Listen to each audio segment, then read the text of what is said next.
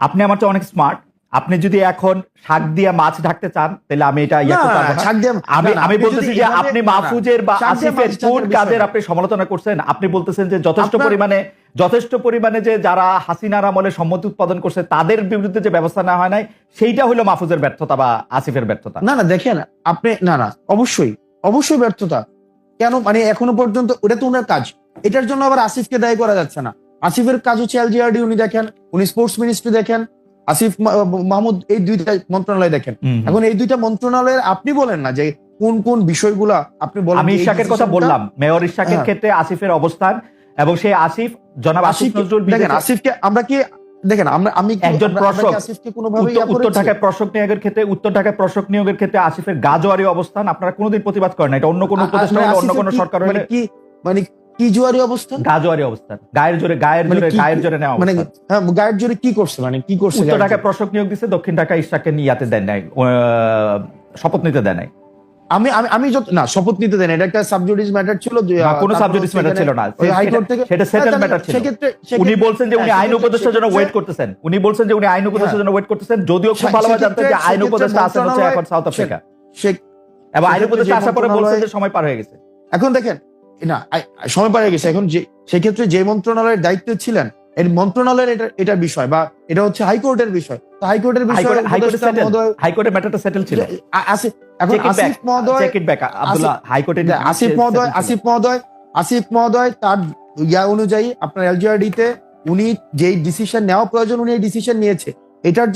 এটার যদি আপনার কোনো ধরনের আমার প্রশ্ন এটা না, জনাব আব্দুল্লাহ, এইটা আমার প্রশ্নই না। আমার প্রশ্ন হচ্ছে যে আপনারা যৌক্তিকভাবে উনাদের কাজের কোনো প্রতিবাদ করছেন না? আমার উত্তর, আমার ফাইন্ডিংস হচ্ছে না, আপনারা করেন নাই। আমরা করেন নাই, কারণ হচ্ছে যে আপনারা তাদের বন্ধু, আমরা হচ্ছে এবং এনসিপির জন্য তারা জায়গা খালি রাখতেছে। দেখেন উনারা জুলাই গণ অভ্যুত্থানের প্রতিনিধি হিসেবে সেখানে গিয়েছে, ওনারা এনসিপির কোনো প্রতিনিধি হিসেবে সেখানে যায় নাই। জন্ম হয় না, প্রতিনিধি হিসেবে যাবে কেন? না তাহলে অথবা কি বা আমাদের কোনো প্রতিনিধি হিসেবে সেখানে যায় না, যে তাদের সাথে আমাদের বন্ধুত্বের সম্পর্ক 1 নম্বর বিষয়।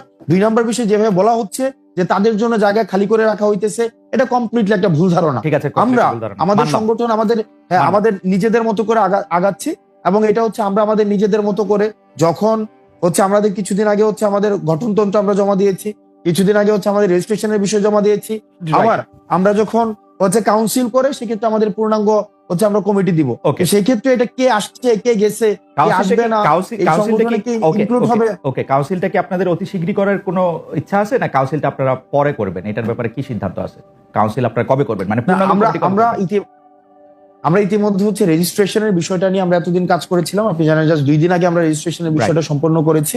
এখন অন্যান্য যে ফরওয়ার্ডিং যে বিষয়গুলো নিয়ে আছে সেগুলো নিয়ে আমরা আলোচনা করব। ওকে, তারপরে আমাদের কোনো এক্সিকিউটিভ মিটিং হয়নি। আপনি মানে কাউন্সিলটা কবে হবে সেই ব্যাপারে আপনাদের এখন এক্সিকিউটিভ মিটিং হওয়ার পরে তারপর আপনারা সিদ্ধান্ত নেন, ফের না? আমরা সিদ্ধান্ত নেব। আচ্ছা, রাজনৈতিক বা প্রশাসনিক অভিজ্ঞতা রয়েছে, দল প্রসঙ্গে আসি, রাজনৈতিক বা প্রশাসনিক অভিজ্ঞতা রয়েছে এমন কাউকে কি আপনারা সন্ধান করতেছেন? মানে আপনাদের দলে কি মানে আপনারা কোনো মুরব্বি চান, মানে যারা রাজনৈতিক বা প্রশাসনিক অভিজ্ঞতা রয়েছে, বা মানে এই ব্যাপারে কি ভাবনা আপনাদের, যে আপনারা কোনো আমরা ইতিমধ্যে হচ্ছে আমরা উপদেষ্টা, মানে আমাদের রাজনৈতিক দলের রাজনৈতিক উপদেষ্টা এবং অরাজনৈতিক উপদেষ্টা আমরা হচ্ছে চাই আমাদের পার্টিতে হচ্ছে ইনক্লুড হোক। সেটির জন্য হচ্ছে আমরা সিভি আহ্বানও করেছি, সেই জায়গা থেকে আমরা কথা বলছি, অনেকের সাথে আমাদের কথা হচ্ছে, এবং সেটা হচ্ছে আমরা যে ধরনের রাজনীতি করতে চাই এবং হচ্ছে বাংলাদেশপন্থী রাজনীতি, সেক্ষেত্রে অনেক সিনিয়র হচ্ছে আপনি যাদেরকে বললেন হয়তো সিনিয়র রাজনীতিবিদ রয়েছে, বুদ্ধিজীবী রয়েছে, লেখক রয়েছে, বা হচ্ছে রিটায়ার্ড। বুঝতে পারছি, এর মধ্যে কি আপনারা আসলে আদর্শগতভাবে কোনো রাজনৈতিক বা প্রশাসনিক ব্যক্তিত্ব আপনাদের মাথায় আছে, যে যেমন ধরেন বিএনপির কেউ বা জামায়াতের কেউ, বা ধরেন আন্দালিব রহমান পার্থ বা ডক্টর মোহাম্মদ ইউনূস, মানে আদর্শ হিসেবে আপনারা কাউকে সামনে রাখছেন? ধরেন বিএনপি তারেক রহমান সাহেবের মতো একজনকে চান, বা জামায়াতের শফিকুর রহমানের মতো, বা জনাব আন্দালিব রহমান পার্থের মতো, বা ডক্টর মোহাম্মদ ইউনূসের মতো? ওকে, সেক্ষেত্রে আমরা হচ্ছে যারা আমাদের সাথে, মানে আমরা যেই এখানে তো হচ্ছে ডক্টর মোহাম্মদ ইউনূস, তারপরে হচ্ছে ডক্টর মোহাম্মদ ইউনূস তো হচ্ছে অন্তর্বর্তীকালীন সরকারের প্রধান, এক্ষেত্রে একটা হচ্ছে তার মতো মানে আন্তর্জাতিকভাবে পরিচিত ওয়েস্টার্ন দেখেন, এডুকেটেড আমরা ওরকম আমরা কাউকে? আমাদের অ্যাডভাইজরদের, হ্যাঁ, আমাদের অ্যাডভাইজরদের আমরা হচ্ছে যাদেরকে আমরা অ্যাডভাইজর নিতে চাই, আমরা একটা স্ট্যান্ডার্ড আমরা বলেছি যে হয়তো রিটায়ার্ড কোনো অফিসার হইতে পারে, বুদ্ধিজীবী হইতে পারে, লেখক হইতে পারে, রাজনৈতিক অভিজ্ঞতা সম্পন্ন মানুষ হইতে পারে।